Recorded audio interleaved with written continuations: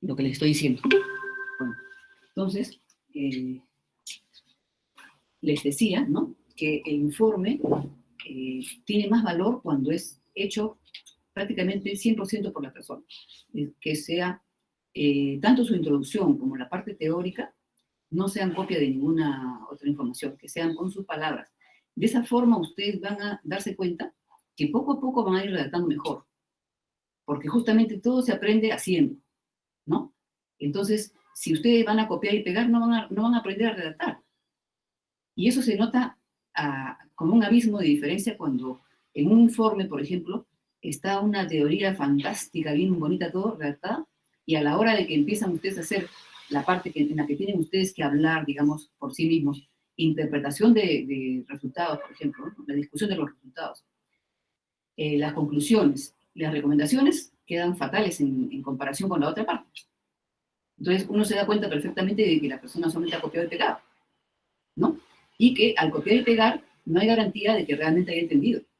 Y esa comprensión se va a reflejar, la comprensión de la teoría, los fundamentos teóricos, se va a reflejar en la forma como ustedes van a discutir sus resultados. La discusión de resultados es sumamente importante. Ahí es donde se nota que ustedes han comprendido lo que han hecho, ¿no? Han entendido el sentido de lo que se ha hecho y pueden darse cuenta de qué errores se cometen, qué deficiencias se tienen, por qué el resultado, por ejemplo, no está dentro de lo esperado, ¿no? Entonces, ese tipo de cosas son las que son importantes. Miren, yo he puesto, como ustedes verán, la primera parte del curso es el análisis gravimétrico, ¿no? Como ustedes han visto ya en teoría, han visto ya la parte introductoria del análisis gravimétrico. ¿Hasta dónde han llegado en teoría? ¿Hasta qué parte han visto? Ya han entrado han visto la parte general primero de la analítica, la clasificación, el campo de acción, por supuesto, ¿no?, la clasificación, y deben estar ya seguramente por ingresar a las técnicas como gran, digamos, como en forma global. ¿Han visto eso ya, las técnicas? ¿No, chicos? A ver, contesten. No, profesora. ¿No? ¿Ustedes saben cuál es la diferencia entre una técnica y un método? Todavía no han visto eso, ¿no? Ya. Miren, por ejemplo, si yo les digo gravimetría, no es un método, es una técnica, ¿ya? ¿Qué tal, Carlos Alfredo? Si les digo espectroscopía, por ejemplo, espectrofotometría, no es un método, es una técnica. O sea, digamos, es el principio en el que se basan muchísimos métodos, ¿no? El método es la aplicación de ese principio, ¿no? Entonces, si yo les digo, por ejemplo, cromatografía, es un conjunto enorme de técnicas, ¿no? Cromatografía de gases sigue siendo técnica, no es todavía método. El método es cuando es específico para un determinado tipo de muestras, ¿no? Y una determinación de un componente o varios componentes determinados, ¿ya? Entonces, esa es la diferencia entre técnica y método. Por ejemplo, la espectroscopía infrarroja, ¿no?, es una técnica. Yo puedo determinar, por ejemplo, el contenido de hierro, ¿no?, en una muestra, por ejemplo, de un mineral, ¿no?, por espectroscopía, utilizando, por ejemplo, un reactivo determinado. Por ejemplo, tiocianato de amonio o por ejemplo, ortofenantrolina. Entonces, ese ya es un método porque es específico, ¿no? Ya estoy especificando sobre qué matriz, ¿no?, con qué reactivos, ¿no?, y qué analito estoy buscando, ¿ya? Entonces, es esencial conocer eso y diferenciar lo que son técnicas de métodos. Entonces, entre las técnicas está, digamos, del análisis clásico, está la gravimetría, ¿no? La gravimetría, que como su nombre lo indica, va a depender de la masa, ¿no?, de los pesos en forma más general, de los componentes que uno busca. Entonces, ¿qué es lo que hace la gravimetría? Por ejemplo, una técnica gravimétrica es el calentamiento, ¿no? Someter a calentamiento, ¿no?, a una muestra. Entonces, Hay diferentes, digamos, propósitos para este tipo de cosas, ¿no? Una determinación muy conocida es la humedad, por ejemplo, ¿no? La determinación de humedad es muy conocida, pero en realidad, en forma general, ¿no? Como también podría haber alguna otra sustancia volátil a la temperatura que nosotros determinamos la humedad, ¿no? Que no es siempre la misma para todas las muestras, por si acaso, ¿ya? Eh, Hay sustancias que también podrían evaporarse junto con el agua. Entonces, una manera más correcta de decir es determinación de volátiles a una temperatura especificada, ¿ya? Por ejemplo, si yo digo, esta muestra de, por ejemplo, por decirles, a ver, ¿qué les digo? La calcita o la dolomita son minerales, ¿no? Entonces, yo les voy a mostrar unas calcitas. Acá tengo unas muestras de calcita que me trajeron el ciclo pasado, porque el ciclo pasado hicimos calcita. Entonces, acá tengo, por ejemplo, una, miren, ¿no? No sé si la notan, ¿la pueden ver? ¿Sí? Está, si no la ven, me avisan, ¿ya? ¿Está bien? Sí, se ve. Sí, ¿Se ve? profesora. O la acerco más. Acerco más la computadora para que se vea mejor. ¿Está bien o la acerco más? Sí se ve, profesora. Sí se ve. Después acá tenemos, miren, aparte de esta, tenemos esta otra. Miren. Tiene un hermoso brillo, ¿no? No sé si lo pueden notar, ¿no? Y es como se ha formado de manera natural porque es un mineral, ¿no? No es pura, pues, ¿no? Tiene una serie de componentes que la acompañan, ¿no? Tal como viene en la naturaleza, ¿no? Y esta es otra más, un poco más grande, ¿no? Esta es otra calcita, ¿ya? Lamentablemente no he podido, por el tiempo que ha sido imposible a conseguir una dolomita verdadera. Entonces, ¿qué cosa he hecho yo? Lo que he hecho es lo siguiente. He tomado de esta muestrita de acá, ¿no? De esta pequeña muestra, una pequeña parte. La he molido en mortero y le he agregado carbonato de magnesio. Entonces, acá tenemos nuestra muestra, ¿ya? Esta va a ser nuestra muestra. Vamos a tratar de hacer todo lo que podamos, porque también, digamos, no se puede hacer todas las cosas que quisiéramos, porque no tenemos los equipos. Por ejemplo, no tengo mufla, ¿no? Para la calcinación, las pérdidas por calcinación se tiene que tener una mufla. Y también para la determinación de hierro, ¿no? Hay una serie de cosas que nos faltan, pero lo que vamos a hacer es un método alternativo para hierro, ¿ya? Entonces aquí lo que vamos a hacer es humedad, ¿ya? Pero como ustedes saben, para hacer la humedad, ¿no? Se requiere no solamente pesar la muestra y ponerla a secar, sino también se requiere de hay varios requisitos importantísimos. Por ejemplo, tener una balanza sensible.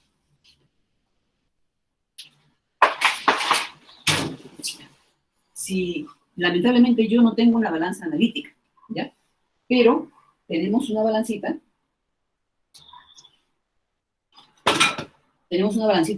que tiene una sensibilidad hasta 0.01 gramos.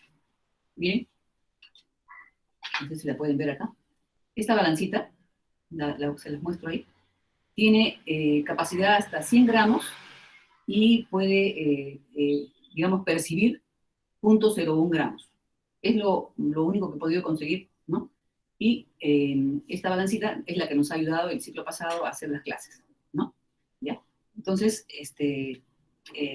después tenemos, ustedes van a notar la gran diferencia que hay entre, digamos, la sensibilidad de una balanza analítica que ustedes ya deben haber utilizado, seguramente que han usado en físico-química, ¿sí? Sí, profesora. Ya, entonces ustedes ya conocen lo que es una balanza analítica, ¿no? Una balanza analítica prácticamente es una balanza de una sensibilidad, ¿no? De 0.0001 gramos, ¿no? Que es la usual, digamos, ¿no? Pero no es la única, por si acaso, ¿ya? Hay otro tipo de balanzas también, que lo vamos a ver después. Hay balanzas mucho más sensibles. Inclusive también hay balanzas térmicas, que les permiten determinar humedad, por ejemplo, ¿no? en un tiempo mucho más rápido, porque no solamente se aplica, digamos, el calor en una estufa como esta, ¿no? Acá tenemos, no sé si la ven la estufa? Sí, sí, profesora. Ya, esta estufita de acá es una estufita que, bueno, es acá de mi casa, ¿ya? Y yo he estado tratando de utilizarla para poder secar. Miren, acá les presento a un desecador improvisado que he hecho yo, ¿no? Tiene una tapita. Ustedes han visto desecadores en físico-química, ¿no? ¿Sí? ¿Han visto desecadores en físico-química? Bueno, este es uno que he querido hacer un desecador. Le he echado vaselina al costado, a la pared, y ahora le voy a colocar la sílica gel, ¿ya? Yo digamos, he puesto a secar sílica gel, ¿ya? En este hornito. Bueno, ahorita yo lo he apagado y he colocado esta latita, ¿ya? A ver si se puede, sí, ahí está, la voy a colocar adentro, ¿ya? Y esta que está acá, esta sílice, la voy a secar un poco más, ¿ya? Vamos a darle un tiempo de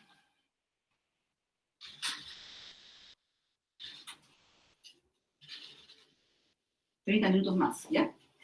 Y además también vamos a colocar allí,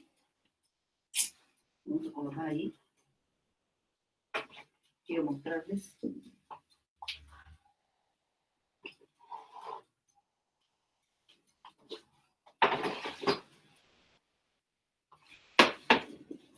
Ustedes han visto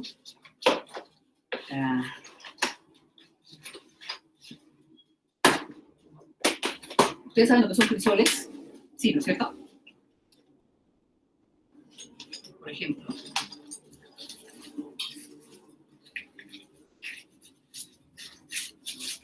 les voy a mostrar algunos tipos de crisoles, ¿ya?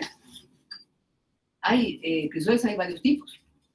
Y no solamente hay crisoles de porcelana, también hay crisoles metálicos, ¿ya? Y de muy diferentes materiales, de diferentes tamaños, de diferentes pesos, de diferentes formas. Entonces yo les quiero mostrar acá lo que yo tengo. ¿Ya? Ustedes van a notar, acá tenemos su tapita, van a notar una diferencia entre todos ellos, ¿no? Por ejemplo, acá todos son de porcelana, ¿ya? Este crisol que está acá es un crisol filtrante. No sé si lo podrían notar ahí, que tiene unos huequitos en la base. ¿Notan? Sí, sí, profesora. ¿Se ve? Ya, miren, acá está la base. Tiene huequitos. Esto se llama Butch, ¿ya? Este es para filtrar, ustedes se habrán dado cuenta, pero hay que colocarle un material que permita el paso, pero que digamos, restrinja el tamaño, ¿no? Antes se utilizaba asbesto, pero eso está prohibido. Entonces, hay dos alternativas. Una es utilizar otro material que permita que sea inerte, que podría ser lana de vidrio, voy a tratar de conseguir. Y otro es que hay unos crisoles de vidrio en los cuales la parte de abajo está reemplazada por un filtro que se llama de vidrio sinterizado, ¿no? O fritado, dice. Entonces, parece que es un material de vidrio muy molido, finamente molido, que se coloca, ¿no? Que se adhiere acá de forma tal, con algún tipo de aglomerante que constituye la base de este filtro y permite filtrar, ¿no? Y ese es lo que requerimos nosotros para la determinación de fosfatos, porque no se pueden filtrar en un papel, ¿ya? Entonces, eso se utiliza en esos casos en que no se puede utilizar papel, que se requiere un filtro inerte. Igual también es, por ejemplo, para filtrar el permanganato, cuando se prepara la solución de permanganato, debe ser filtrada. Entonces, se tiene que usar un filtro de vidrio sinterizado, vidrio inerte. ¿Ya? Entonces, este es un filtro, este no lo vamos a utilizar ahora. Aunque podría ser útil, pero bueno, listo. Esto de acá, este es un crisol pequeñito, ¿lo pueden ver? Sí, ¿no es cierto? Ya, este crisolito de acá, ¿ya? Es más o menos de unos 10 mililitros, igual que este, ¿ya? Son iguales. Estos son de forma baja. Esto es de forma alta, ¿Lo notan ahí? ¿Está bien, está bien colocado en la mesa o tiene más en digamos esto para que se vea? Profesora, la mesa no se nota. Entonces, ahorita vamos a ver. ¿Ahí está mejor? Ajá. Sí, Ya. profesora, ahí. Ya, entonces, ustedes me avisan, ¿ya? Ustedes son los directores porque yo no veo nada. Ya, entonces, miren, esta es una de forma baja, ¿ya? Que es más chatito, más anchito. Y este es uno de forma alta, ¿ya? Es más grande, por supuesto, pero también en forma alta. O sea, es más delgadito, tiene menos un diámetro menor. Igual que estos de acá, ¿ya? Pero, ¿qué pasa? Cuando se trata de hacer determinación de humedad, ¿ya? Voy a inclinar un poquito más hacia acá. Cuando se trata de hacer determinación de humedad, ¿no? ¿Está mejor ahí? ¿Sí? Sí, se ve, profesora. Ya. Miren, cuando se trata de hacer determinación de humedad, en realidad, ustedes tienen que ver muchos factores. Entre ellos, que sea más expuesto al ambiente en el cual se va a colocar para poder evaporar el agua, ¿no? O los componentes volátiles a esa temperatura. Pero también, para que sea más expuesto, ¿qué tiene que ocurrir? Que sea de forma baja, de preferencia sobre la forma alta. Es mucho mejor la forma baja. Si ustedes utilizan la forma alta, entonces van a poder tener una cantidad mucho menor de muestra, ¿ya? Porque la muestra debe formar una capa delgadita. Si no, ¿qué pasaría? A ver, ¿qué cosa creen ustedes que pasaría si la capa no es delgadita? ¿Qué creen que pasaría? A ver, piensen, chicos. ¿Qué ocurriría? ¿Qué podría pasar? Por ejemplo, si yo colocara así todo esto que está acá, ¿no? Miren, ¿eh? Todo este espesor de capa. Lo colocara, lo abro, ¿no? Y peso toda la muestra en uno de estos crisoles. Bueno, no tanto, pero lo lleno hasta la mitad del crisol, digamos, por decir de una forma, ¿ya? Por decir algo.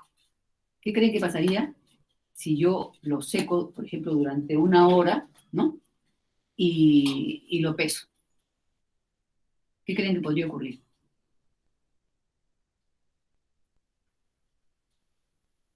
Ah, bueno, entonces yo contesto por ustedes. Están un poco tímidos. Yo sé que ya se han dado cuenta.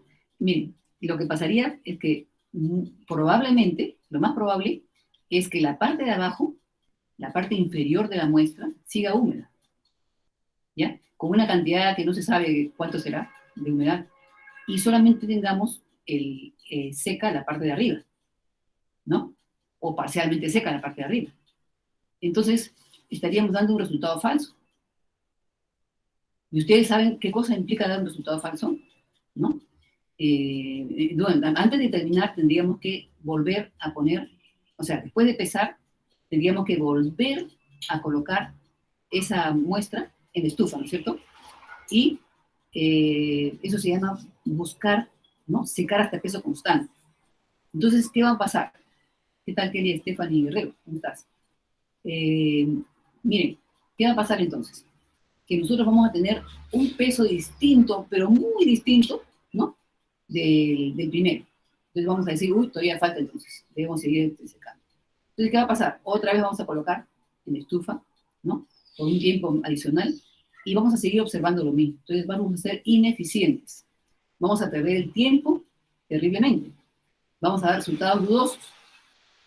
Entonces, ¿qué cosa tenemos que hacer? Tenemos que trabajar pensando. Cuando nosotros trabajamos pensando, ¿no? Lo hacemos bien. Entonces, ¿qué hacemos? Tenemos que colocar una capa delgada. Por ejemplo, estos crisoles de acá, ninguno de ellos es adecuado como para dar un buen resultado de humedad. Estos son más aceptables, ¿ya? Pero estos de acá no.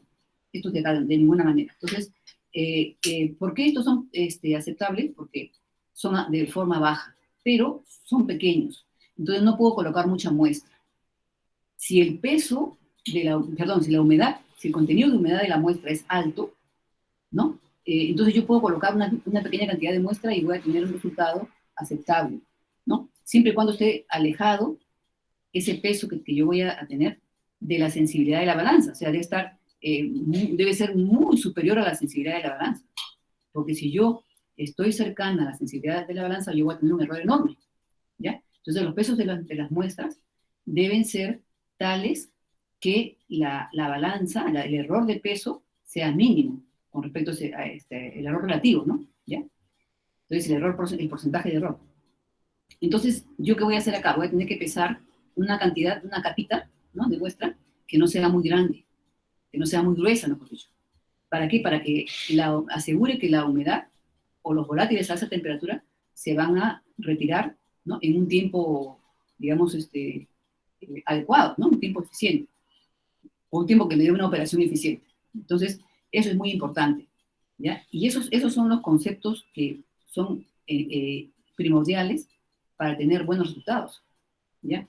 No es solamente operar así automáticamente, ¿no?, y seguir instrucciones de lo que estamos haciendo, sino hacerlo conscientemente, ¿no?, evaluando cada paso que hacemos y cómo lo hacemos, ¿ya? Y por otro lado también quería mostrarles cómo estos instrumentos, estos materiales se deterioran, ¿no? Marina, ¿cómo estás? ¿Ya? Entonces, ¿cómo se deterioran estos materiales? Miren, por ejemplo, no sé con qué lo habrán utilizado, porque no era mío, ¿no? Y está todo deteriorado, está hecho un desastre, ¿ya? Entonces, eso también es importante. Cuando ustedes, esto también están medio feos, ¿no?, cuando ustedes van a hacer un trabajo, ¿no?, deben tratar el material adecuadamente. No se imaginan ustedes cuando yo fui a trabajar a mi segundo lugar de trabajo, encontré en el laboratorio había una caja fuerte. ¿Y qué cosa había en la caja fuerte? Eran ustedes. Habían crisoles de platino.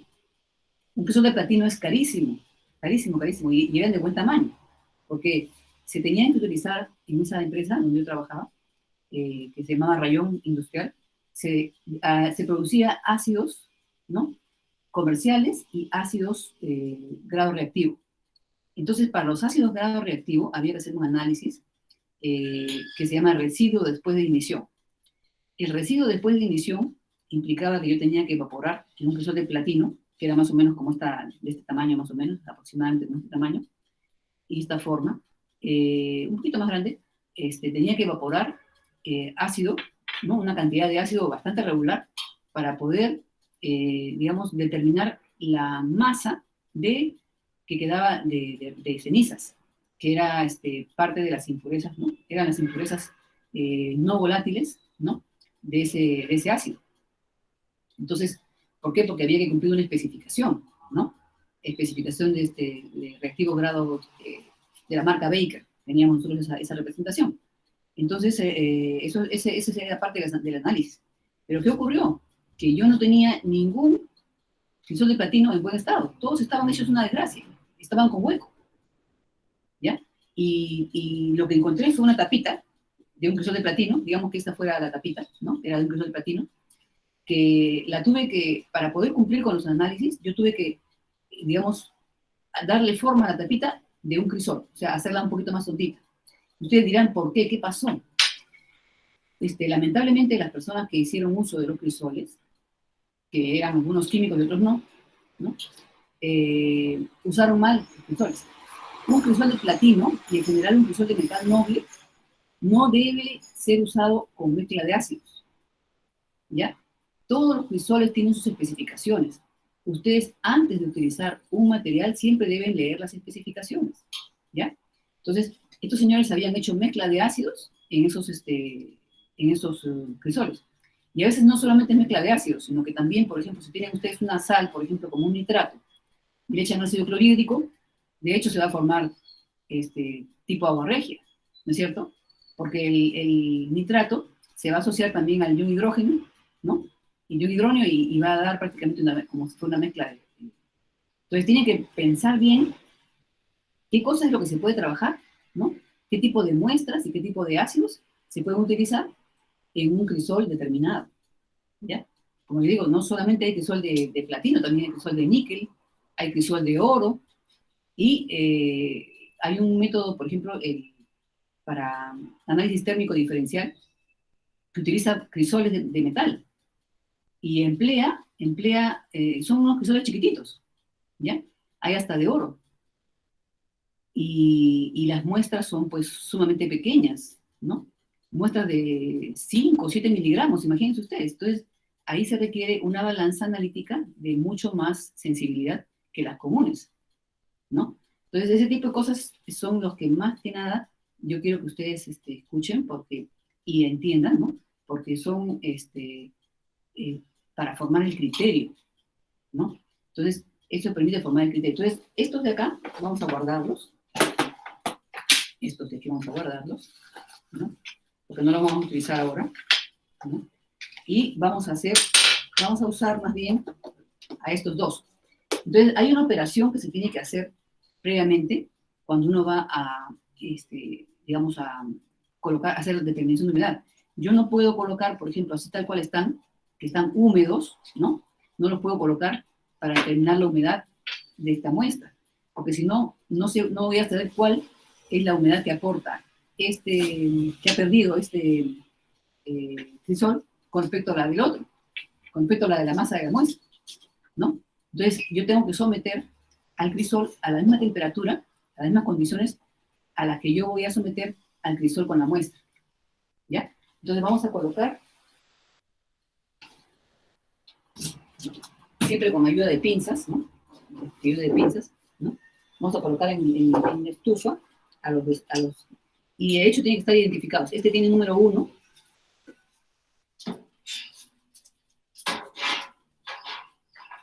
Hay que colocarlo.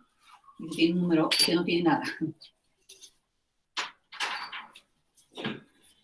Entonces, la sílica gel, no sé si ustedes saben lo que es la sílica gel.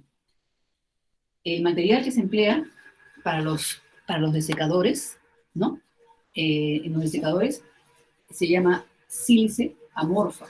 En inglés le dicen sílica gel, ¿ya? Porque el nombre es sílice en realidad. Y la sílice amorfa se caracteriza por absorber humedad, ¿ya? Entonces, lo que hacemos nosotros cuando secamos algo, ¿no? Si lo pusiéramos al ambiente a enfriar, recuperaría su humedad, entraría en equilibrio con la humedad ambiental. Entonces no habríamos hecho nada. De nada nos serviría haber secado si luego nuevamente va a ganar humedad. Entonces hay un equipo, ¿no? Que es esencial y que se llama desecador, que está acá, ¿no? Bueno, es un desecador modesto, pero algo es algo, ¿no? Acá se los muestro, ¿no? ¿Ya? Para las personas que recién han venido, en realidad este tipo es esto, ¿no? Ustedes no sé si conocerán esto, miren, se los muestro. ¿Ya? ¿Sí? Bien, ¿te ayudó? Sí, una bajita, una bajita. ¿Ya? Miren, este equipo, este aparatito, ¿no? Este aparatito es un samovar, ¿ya?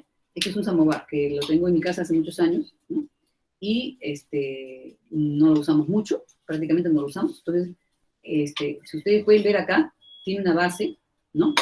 En la cual se apoya, ¿ya? Miren, tiene una base en la cual se apoya, ¿no? Es un trípode y se coloca acá, ¿no? Y esto de acá, ¿con qué se hace? ¿Para qué se usa? Ustedes dirán, ¿para qué se usa? Acá, por ejemplo, yo tengo, que esto viene acá abajo, ¿no? Miren, acá, ¿no? Tiene esta parte, esta pieza, que es un mechero, ¿ya? Este mecherito de aquí tiene acá, no sé si pueden verlo, tiene acá, gira, ¿no? Gira, y para poder regular el ingreso de aire, ¿ya? Entonces, acá se coloca, digamos, dentro de esto se coloca el ron, por ejemplo, o el alcohol, ¿no?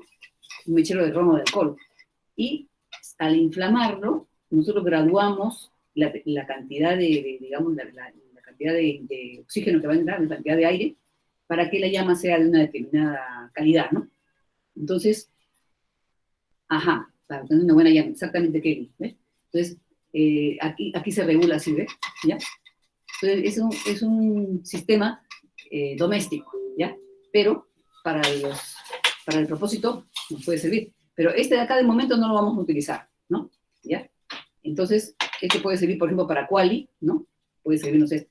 Pero ahora lo vamos a utilizar como desecador, la parte de acá arriba, ¿no? ¿Listo? La parte superior, le hemos colocado, ¿no? Bueno, adentro he colocado una latita, no sé si pueden notar, una lata de conserva, la he abierto y le he colocado acá, y adentro, a estos costados, vamos a colocar la sílica gel que tenemos ahí en la estufa, que hemos puesto a secar. Y acá le he puesto vaselina, el contorno con vaselina, y acá ustedes pueden ver que tiene un reborde, ¿no? Justamente por eso lo he elegido.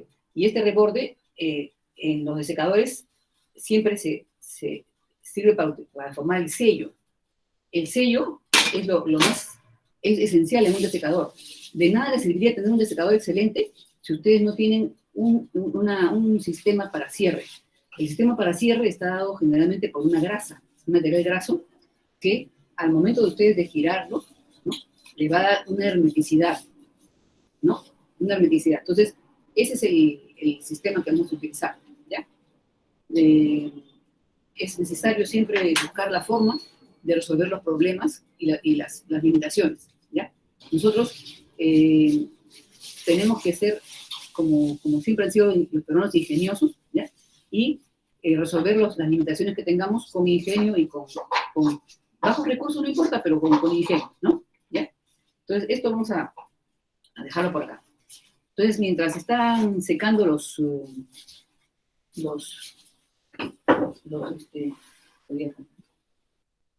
todavía no. Mientras están secando, yo le voy a dar inclusive un poco más de tiempo. Vamos a ver una presentación, ¿no?, que les he preparado, ¿ya? Y vamos a empezar a revisar la guía también, ¿ya? Entonces, primero vamos a ver con respecto a la balanza. Vamos a ver, un segundo. Para mí es un poco difícil manejar con guantes en la computadora, como retirar los guantes. Sí. Entonces, ¿Qué necesitas? quiero presentar una de las cosas, ¿no? ¿Una ventana? Sí, pero todavía tengo Tienes que abrirla. abrir primero. Sí, están abajo, están abajo. Están ahí en el... ¿Está? Esa, ajá. Ok. Sí.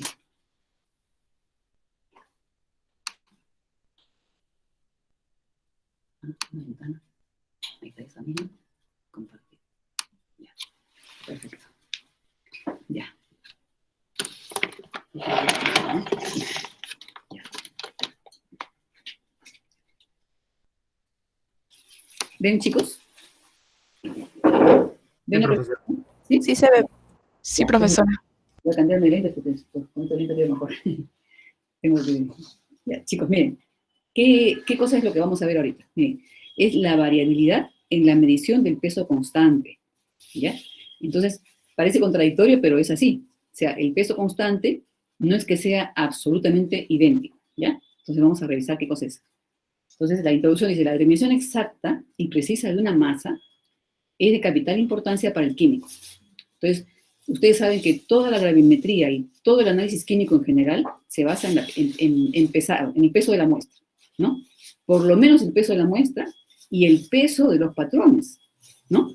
¿Ya? En la mayoría de los métodos, y en el caso de la gravimetría, con mayor razón, porque prácticamente la gravimetría, si ustedes se ponen a pensar, es conocida como método absoluto, ¿ya?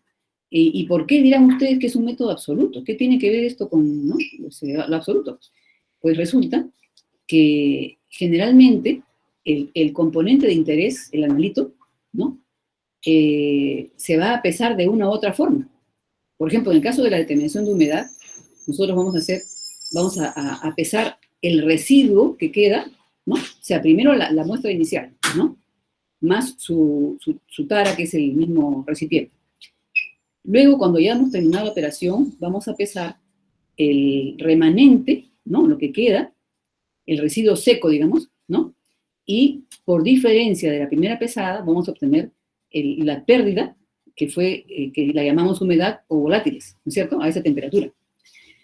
En el caso, por ejemplo, de otro análisis, otra técnica, otra forma de análisis gravimétrico, por ejemplo, vamos a decir que queremos determinar calcio en la calcita o en la dolomita. Entonces, si usamos una técnica gravimétrica, lo que vamos a hacer es buscar un compuesto que sea de calcio, que sea el más insoluble que se pueda, ¿ya? El más insoluble que nosotros podamos lograr. Entonces, si ustedes recuerdan en Quali, vieron que el oxalato de calcio es el compuesto digamos, más insoluble del calcio. Entonces vamos a utilizar como un reactivo, ¿no?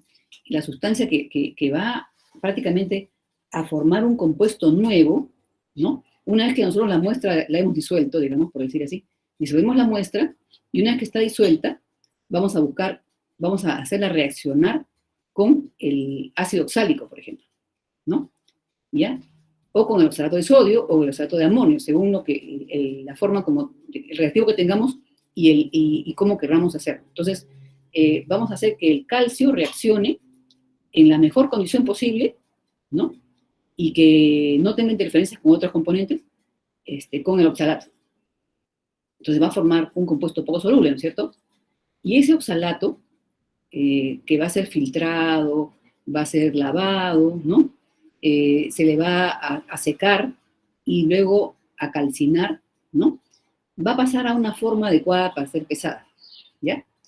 Y esa forma en la cual va a ser pesada va a depender igualmente de que la balanza esté en buen estado y que nosotros hagamos bien también la operación de pesada, ¿no? Eso es muy importante. Entonces, como ustedes pueden ver, en los métodos gravimétricos la dependencia del peso es mucho mayor. Y por eso, porque nosotros estamos pesando directamente un compuesto formado por el analito, le llamamos método absoluto, ¿no? Porque está el analito involucrado en ese peso, ¿ya? En ese peso está involucrado el analito, directamente no requiere ningún patrón, ¿no? Y se compara con el peso inicial de la muestra que tomamos. Entonces, y se tienen que emplear unos factores llamados factores gravimétricos, que son estequiométricos nada más, ¿no? Y que lo vamos a ver poco a poco, para poder expresar el resultado en la forma más parecida a como está en la muestra. Por ejemplo, si la muestra es una calcita, es carbonato de calcio. Entonces, de esa forma lo vamos a expresar. Y en caso que ese carbonato de calcio, esa calcita, se vaya a utilizar, por ejemplo, para hacer cal, ¿no? La forma de expresar también puede ser expresarlo como cal, de tal forma que sepamos nosotros qué cantidad de cal se puede obtener a partir de esa materia prima, por ejemplo, ¿ya? Entonces, ese tipo de criterios se emplean para expresar los resultados, ¿no? Entonces, como seguíamos ahora sí, vamos a volver acá a la introducción. La determinación exacta y precisa de una masa es de vital importancia para el químico. La pesada es una operación básica muy frecuente en el análisis cuantitativo. Y vamos a tratar un tema específico de un aspecto específico de esta operación de pesada, ¿ya? Y muchas veces no se explica el sentido de este término, ¿ya? Dice, en los procedimientos analíticos para determinar humedad, ¿no? Por ejemplo, o volátiles, como les decía, a una temperatura determinada, pérdidas por calcinación, que es otra de las técnicas. Por ejemplo, nosotros podemos calentar a una temperatura mucho mayor que la de temperatura de humedad para poder calcinar una sustancia inorgánica, ¿no? O también puede ser inorgánica, ¿no? Y eso se llama pérdida por calcinación, ¿ya? Por ejemplo, una pérdida por calcinación, una determinación de pérdida por calcinación puede involucrar pérdidas de agua de constitución, que es diferente que la humedad. El agua de constitución, ¿no? Es muy distinta a la humedad. Es parte de su composición, ¿no? Por ejemplo, un cloruro de bario dihidratado. Las dos moléculas de agua forman parte de la estructura. Y la humedad es solamente agua superficial, ¿ya? Entonces, eso no hay que confundir. Y también puede implicar pérdida, por ejemplo, si se trata de algún carbonato, ¿no? Puede perderse CO2, ¿ya? Entonces, ese tipo de cosas son las que ocurren cuando se hace pérdidas por calcinación, que se llama PPC, pero no tiene nada que ver con el Partido Popular Cristiano, ¿no? Entonces, dice, se hace estos procedimientos y se dice llegar hasta peso constante, ¿no? Es lo que les estaba mencionando hace un rato, que si ustedes, por ejemplo, tienen que hacer una determinación de volátiles, ¿no? ¿Cómo saben si ya llegaron a evaporar todo, ¿no? Lo que se tenía que perder a esa temperatura? Entonces, ¿qué significa llegar a peso constante al determinar el contenido de volátiles de una muestra M a una temperatura especificada? ¿No es cierto? A eso vamos. ¿En qué momento, ¿no? Sabemos que ya hemos terminado de volatilizar todo lo que teníamos que volatilizar. ¿Cómo sabemos? Digamos, si nosotros pesamos la masa del recipiente y la muestra, ¿no? Con la muestra que hemos sometido al calor en varias operaciones de calentamiento, enfriamiento y pesado, estos resultados deben dar un valor exactamente idéntico. Esa es la pregunta que hacíamos, ¿no? ¿Exactamente idéntico? Pero no. Ahora vamos a ver si vamos a repetir esa operación de pesado. O sea, ¿cómo podemos saber si es que al pesar algo que ni siquiera se ha secado, ¿no? Que está, digamos, con una humedad en equilibrio con el ambiente, un objeto inerte, por ejemplo, ¿ya? Si tenemos un mismo objeto, por ejemplo, hicimos la prueba nosotros con unas monedas, con 2 monedas de 5 céntimos, o de 1 céntimo, creo, algo así. Entonces, las limpiamos bien, le quitamos todo lo que tenía de grasa encima, y las cogimos con pinzas, ¿ya? Con pinzas que estaban forradas con teflón. Entonces, estas pinzas forradas con teflón nos impedían que introdujéramos algún tipo de suciedad o de algo que coge con la mano. Entonces, vamos a ver, comparar nosotros esta operación de digamos, de un pesado repetitivo, ¿no? De un material inerte, ¿no? Con respecto a uno que ha sufrido un calentamiento. No es exactamente lo mismo, pero debería ser parecido, ¿no? Si es que ya está totalmente, digamos, seca y fría. Entonces, ¿por qué se debe repetir el calentamiento? ¿No? Cuando uno somete el recipiente con la muestra, ¿no? A una temperatura especificada, por ejemplo 100 grados, ¿no? Por 1 hora, uno no puede asegurar que se haya removido todos los brotes de esa temperatura. No se puede asegurar, ¿no? O sea, inclusive así el método lo diga, no quiere decir que todas las muestras van a ser iguales. Y como les explicaba, miren, no todas las muestras son iguales.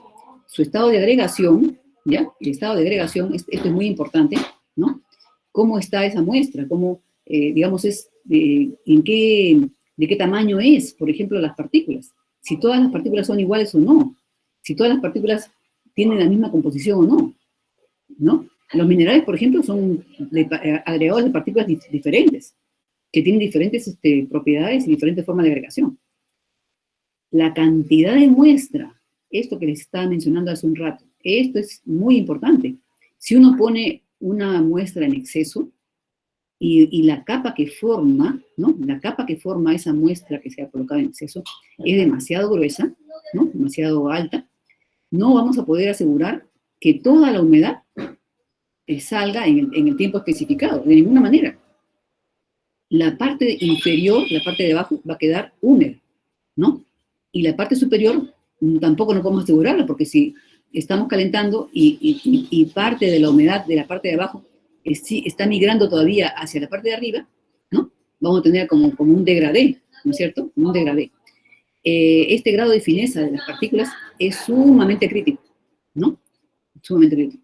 No es lo mismo hacer la humedad de una muestra molida que hacer la humedad de una muestra tal cual está, ¿no? Entonces, todo ese tipo de cosas, ¿no? Y otras más afectan la eficiencia de la remoción de volátiles, ¿ya? Ya sea de volátiles, en general se llama volátiles, ¿no? Entonces, vamos a pesar el conjunto formado por la masa, ¿no? Y el crisol, ¿no? O el recipiente, cualquiera que sea, y lo vamos a colocar en un desecador, ¿no es cierto? Lo vamos a poner a enfriar en el desecador, porque si nosotros no ponemos a enfriar en el desecador, imagínense ustedes qué peso tendríamos, porque si se enfría el ambiente, va a absorber nuevamente esa humedad, es lo que les estaba mencionando, ¿no? Entonces se coloca nuevamente, se pesa el conjunto, ya que ya se enfrió, y se le vuelve a colocar en un tiempo adicional en la estufa, ¿no? Se enfría y se pesa, ¿no? La masa segunda, ¿no? Y se compara las masas primera o sea, el peso de las dos primeras, de las dos pesadas, ¿no? Para poder comparar y saber si es que ya se ha removido toda la materia volátil de la muestra, ¿no? ¿Ya? Pero, ¿cuál va a ser el criterio para saber si es así? Vamos a poner acá un poco más de tiempo.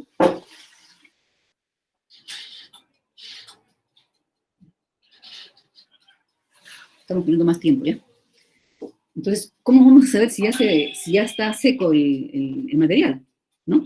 Entonces vamos a revisar con respecto a la balanza, cómo el equipo que va a poder detectar esas diferencias, ¿no? Que nos va a decir si es que el peso es el mismo o no es el mismo.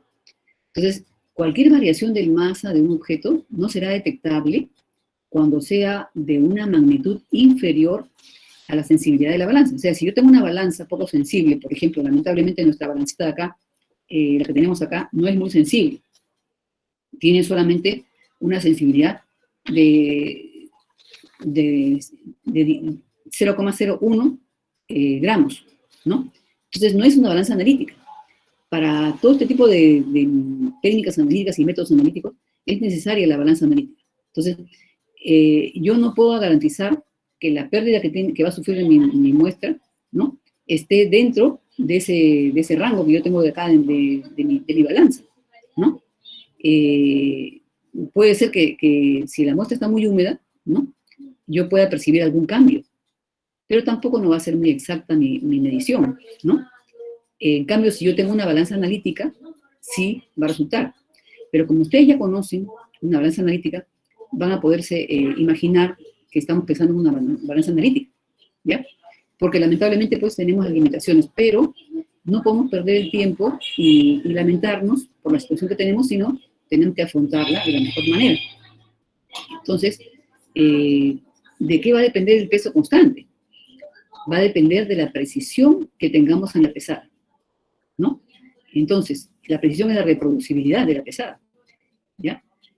Y por eso necesitamos determinar primero, antes de poder saber, digamos, que si el peso está, digamos, la diferencia de peso es aceptable, ¿no? Como que ya está dentro de la precisión, tenemos que determinar la precisión de la balanza analítica, que se va a emplear en el análisis, ¿ya? Entonces vamos a ver eso. ¿Cómo hacemos para determinar la precisión de la balanza? ¿Ya? Imaginemos que tenemos una balanza analítica, ¿ya? Por favor, acá tenemos que usar la imaginación. Entonces vamos a limpiar la balanza cuidadosamente, ¿ya? Y no solamente por fuera, es por dentro, ¿ya? Vamos a limpiar retirando el platillo, ¿no? Lo vamos a limpiar el platillo con un pañito suavecito y también con una brochita suavecita, ¿no? Vamos a retirar, hay una parte debajo del platillo, ¿ya?, que tiene, que debe moverse libremente. Y si le hubiera caído allí alguna partícula, nosotros tenemos que retirarla. Entonces, hay como una especie de pin ahí debajo del platillo. Todo eso hay que limpiarlo, ¿ya? Una vez que ya se ha limpiado, hay que confirmar que está nivelada la balanza. Acuérdense ustedes que ahí las balanzas analíticas tienen digamos, una burbujita, ¿no?, que debe estar centrada para que esté indicando que está nivelada, ¿no? Ahora, por otro lado, adicionalmente a esto, las mesas de las balanzas nunca están pegadas a la pared. Ustedes han visto que son mesas independientes, totalmente aisladas de la pared, y también de la vibración del piso. O sea, tanto la pared como el piso vibran, ¿no? Y que resulta que si nosotros tenemos una balanza analítica, no la podemos colocar en una mesa cualquiera, ¿no? Una mesa cualquiera no sirve para una balanza analítica. Tiene que tener su mesa especial, ¿ya? Su mesa, que es una mesa generalmente que tiene, digamos, un material como madera, ¿no?, hueca. Por dentro tiene arena, piedras, una serie de cosas que hacen que cualquier vibración del piso se pierda en el camino, sea absorbida por todo ese material, digamos, particulado. Y al final, en la parte superior, en donde se va a colocar como base la balanza, debe tener un bloque pesado, que puede ser mármol, puede ser granito, ¿no?, diferentes materiales famosos, o puede ser de cemento, pero un bloque pesado, grueso, que impida el pase de cualquier vibración. Y encima de ese bloque se coloca la balanza. Además, también ustedes saben que tiene que estar aislada de las corrientes de aire. No debe darle la luz directa, ¿ya? Todo ese tipo de cosas son importantes. Y también es importante que tenga su línea tierra. Todos los equipos del laboratorio deben estar colocados con línea tierra, ¿ya?, para evitar los errores por corrientes espurias, ¿ya? Entonces, una vez dicho esto, ya está todo, pero preciso, perfecto. Entonces vamos a encender y vamos a dejar que se estabilice el tiempo necesario de la balanza, porque todas las balanzas tienen que, digamos, un tiempo para poderse, digamos, trabajar, ¿no? Que se caliente y que se digamos, evalúe, porque ahora vienen las balanzas, por si acaso, con pesas interiores, ¿no?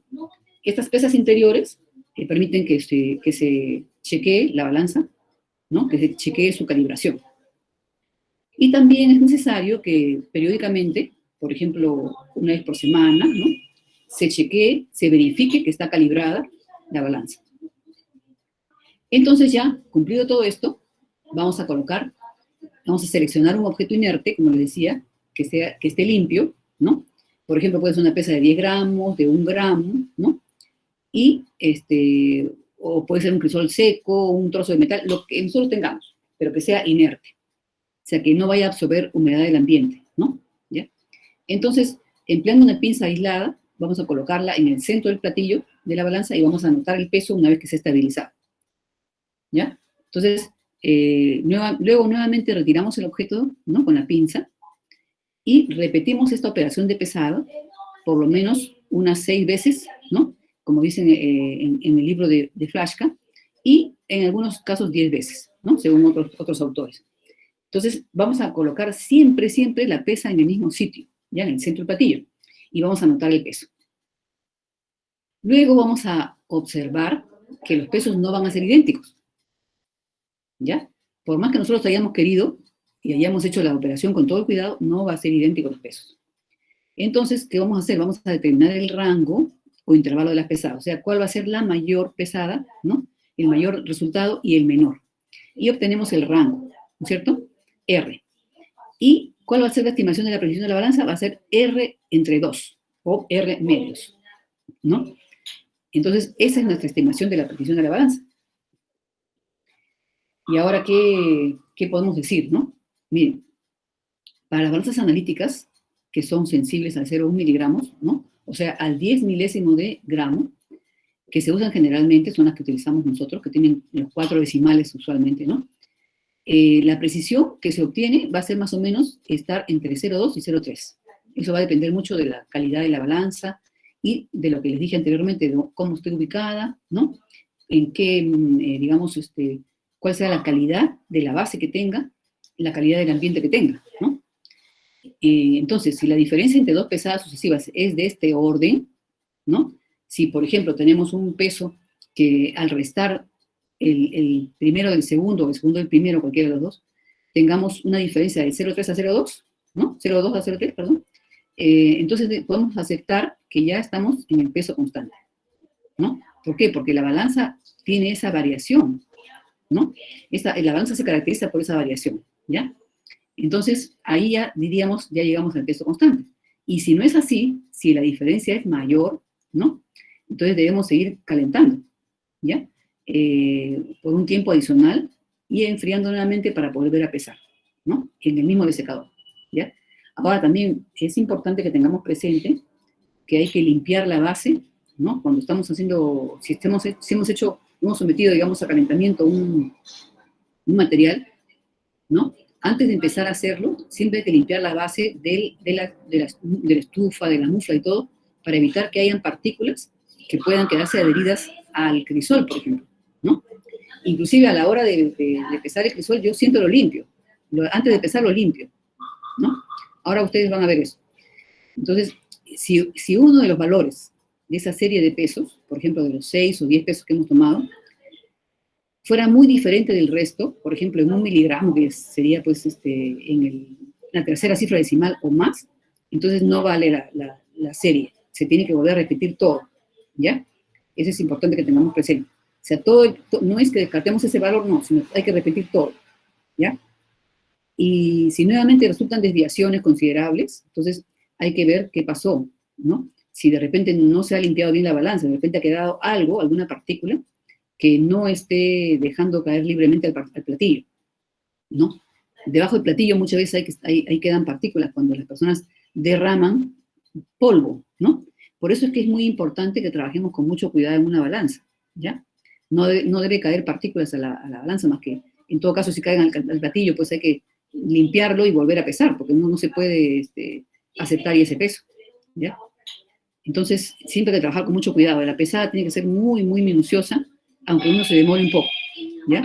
No todo lo que se hace rápido se hace bien. Entonces, en caso de que, por más que lo hagamos bien, hay problemas, siguen problemas, entonces es posible que la balanza esté fallando, ¿no? Entonces, eso también es un aspecto importante. ¿Qué alcance tiene esto, no? La estimación de la precisión de la balanza, que se ha obtenido en este procedimiento, sirve de guía para decidir, ¿no? Cuando nosotros volvamos a pesar un objeto después de un tratamiento térmico, si se ha logrado o no un peso constante, ¿ya? Entonces, esta estimación de la precisión depende en cierto grado de la técnica de pesada aplicada, ¿ya? Y por eso que cuando uno recién empieza, ¿no? No conoce, digamos, la forma de pesar adecuada, podemos tener un error mayor, ¿no? Un rango más abierto, y cuando ya tengamos más práctica, más experiencia, es probable que volvamos a hacer lo mismo y nos salga mejor, ¿no? El rango más cerrado. Entonces, cuando se realiza esta determinación, el estudiante va a ser consciente de la variación, ¿no? Que involucra toda medición, que es muy importante, ¿no? Lo cual resulta una introducción experimental a conceptos estadísticos, ¿no? Ustedes ya los han visto, como la variabilidad, ¿no? La exactitud, la precisión y los errores analíticos, ¿no? Por ejemplo, este error, estas, digamos, diferencias que hay entre los pesos, es un error inherente, ¿no? Es un error inherente, un error que no se puede controlar, ¿no? Siempre y cuando, pues, tengamos todas las condiciones adecuadas para la ubicación de la balanza y todo esto, y un buen mantenimiento de la balanza, por si acaso, ¿no? La balanza tiene que estar siempre bien calibrada y chequeada periódicamente. Inclusive, se debería tener un registro del mantenimiento y de las operaciones de verificación de la calibración de la balanza, ¿no? En un laboratorio serio se hacen estas cosas, ¿no? Porque tiene que estar garantizado que todos los resultados que se han obtenido en ese laboratorio con esa balanza han estado dentro de, digamos, se han trabajado con una balanza calibrada, ¿no? ¿Ya? Entonces tenemos que ser y parecer, ¿no? Digamos, buenos trabajadores, ¿no? Buenos analistas. Las fuentes de variación que afectan a cada operación, ¿ya? Son propias, son características inherentes y afectan a tanto una determinación analítica como un proceso productivo. Siempre hay variación, ¿ya? No se puede esperar. Por ejemplo, ustedes han visto un electrocardiograma, ¿no? O un electroencefalograma.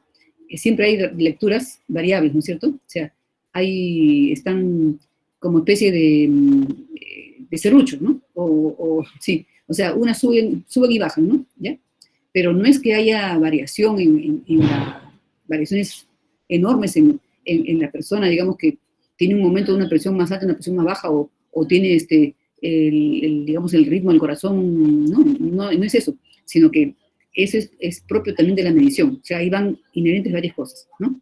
Si una persona, por ejemplo, ya deja de tener variación en la lectura de sus constantes vitales, deja de tener variación y se mantiene una línea constante, es porque ya se murió, ¿no es cierto? ¿Ya? Ya no hay, pues, ninguna variación, ¿no? La línea queda estática, ¿no? O sea, horizontal. Entonces vamos a ver ahora, como lamentablemente no podemos hacerlo nosotros porque nuestra balanza no es una balanza muy precisa, vamos a ver un cuadro que se hizo, felizmente que tengo esos datos, se hizo en el año 2015, ¿no? Con mis estudiantes de ese semestre, ¿no? Entonces tomamos nosotros 2 monedas de 5 céntimos, las doblamos para que sea más fácil manipularlas, porque si no, pues no podíamos cogerlas, ¿no? Y las tomamos con pinzas aisladas, con cinta de teflón, y usamos 2 balanzas distintas, ¿ya? Una balanza electromecánica muy antigua, que dicho sea de paso, yo estudié con esa balanza, y la otra digital, que era pues una balanza de las más modernas, observándose que tienen diferente sensibilidad, ¿ya? Entonces, tienen diferente precisión también por eso, ¿ya? Entonces, miren acá, tenemos el peso de las monedas, ¿no? Y cada moneda tiene su propio peso, ¿no?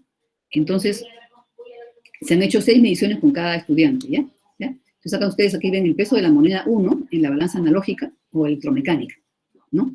Entonces, acá ustedes pueden ver que el último decimal varía solamente entre bueno, acá no sé cómo fue este resultado, pero han sido seguramente, lo han extrapolado o lo han interpolado, ¿ya?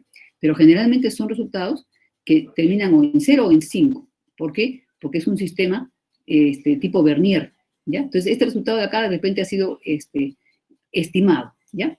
Entonces, si ustedes ven acá, en realidad, el último decimal, que es el milésimo de gramo, el 10 milésimo, perdón, de gramo, varía entre 0 y 5. Este de acá es uno que ya, pues, como dicen, ha sido un exceso ya que no se puede ver, ¿no?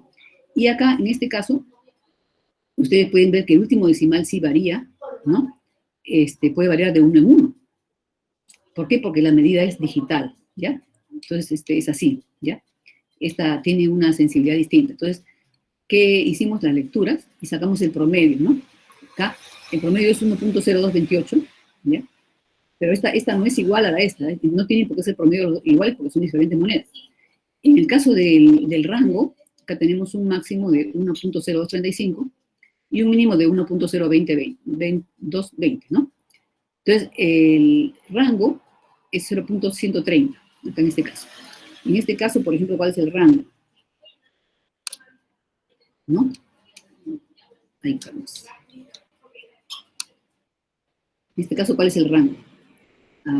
El rango está entre 0,00304. Miren, ¿no? ¿Qué diferencia con este rango de acá? ¿No? ¿Ya? Una diferencia bien grande, ¿no? Y aquí tenemos de desviación estándar de una magnitud, ¿no? Y acá tenemos la desviación estándar mucho menor, ¿ya?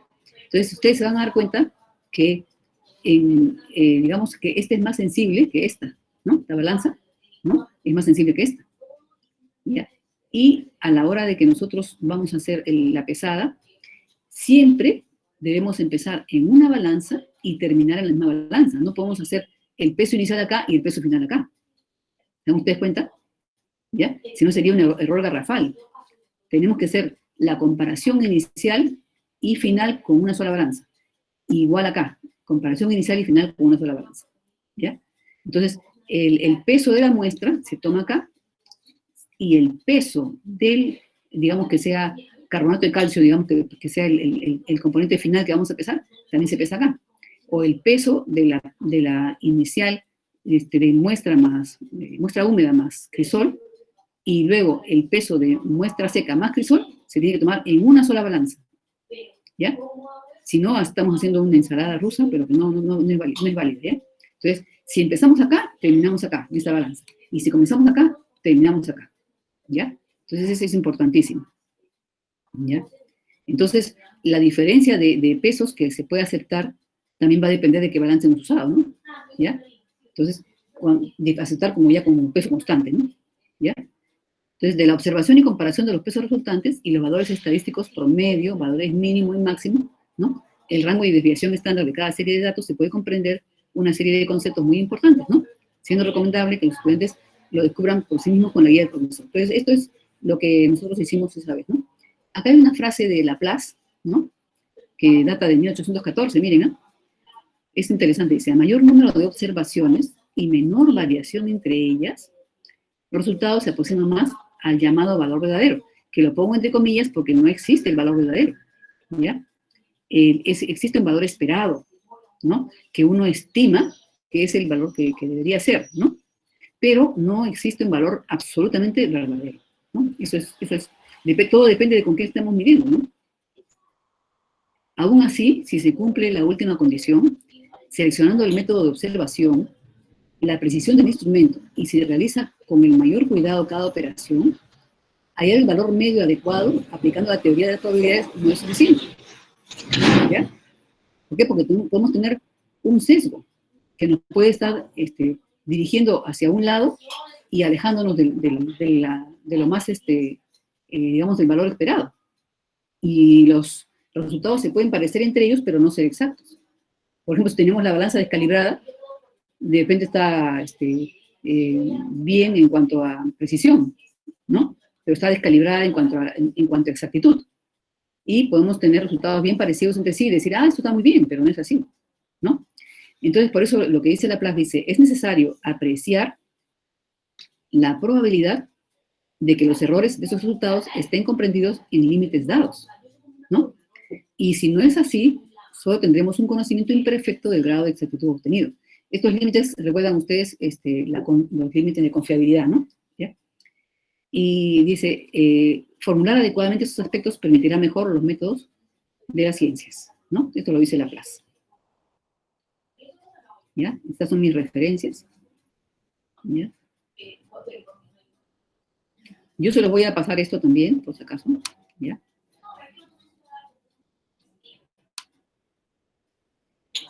¿Ven la guía? No, profesor. No. Ya, vamos a parar un ratito la grabación, ¿saben por qué? Porque cuando es muy larga el video, tenemos problemas.